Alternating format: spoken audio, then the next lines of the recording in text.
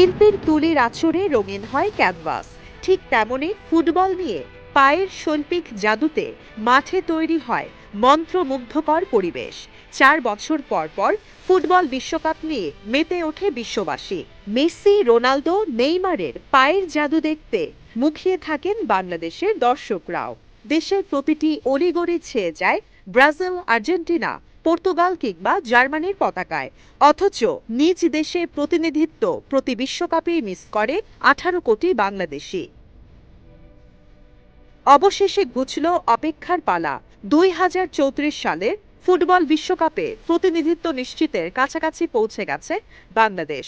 তবে মাঠের খেলায় নয়, খেলার স্থান অর্থাৎ স্টেডিয়াম তৈরি করতে পারে বাংলাদেশি প্রতিষ্ঠান। 9 বছর পর বিশ্বকাপ আয়োজন করতে যাচ্ছে সৌদি আরব।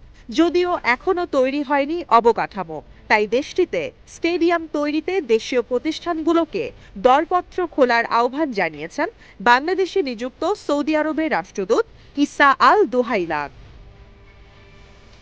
সম্প্রতি আরব নিউজকে সাক্ষাৎকার দেওয়ার সময় দুহাইলান জানান, 2034 সালের ফুটবল বিশ্বকাপ অনুষ্ঠিত হবে সৌদির 5টি শহরের 15টি স্টেডিয়ামে। বিপুল এই কর্মযজ্ঞের জন্য প্রয়োজন দক্ষ অভিবাসী শ্রমিক। কাতার বিশ্বকাপের সময় বাংলাদেশি শ্রমিকরা নিজেদের সক্ষমতার প্রমাণ দিয়েছেন। এখন শ্রমিকের পাশাপাশি নির্মাতা প্রতিষ্ঠানের দায়িত্ব পালনের সময় চলে এসেছে। সৌদি রাষ্ট্রদূত বলেন, বিশ্বকাপের জন্য 4টি স্টেডিয়াম সংস্কারের পাশাপাশি নতুন 11টি স্টেডিয়াম তৈরি করতে হবে।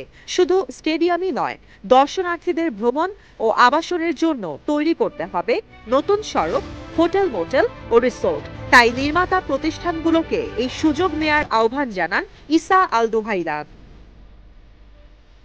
সৌদি আরবে প্রায় 30 লাখ প্রবাসী বাংলাদেশের বাস। সংখ্যার হিসেবে যা বাংলাদেশ ও সৌদি আরব দুই দেশের জন্য সর্বোচ্চ। প্রবাসীদের মধ্যে অনেকেই নির্মাণ কাজের সঙ্গে যুক্ত। তবে ব্যাপক এই কর্মযজ্ঞে অংশ নিতে 9 বছর নয়, বরং অপেক্ষা মাত্র কিছুদিনের। কারণ 2027 সালে এএফসি এশিয়ান কাপ, 2029 সালে এশিয়ান উইন্টার গেমস ও 2030 সালে ওয়ার্ল্ড এক্সোর আয়োজক মরুময় দেশটি।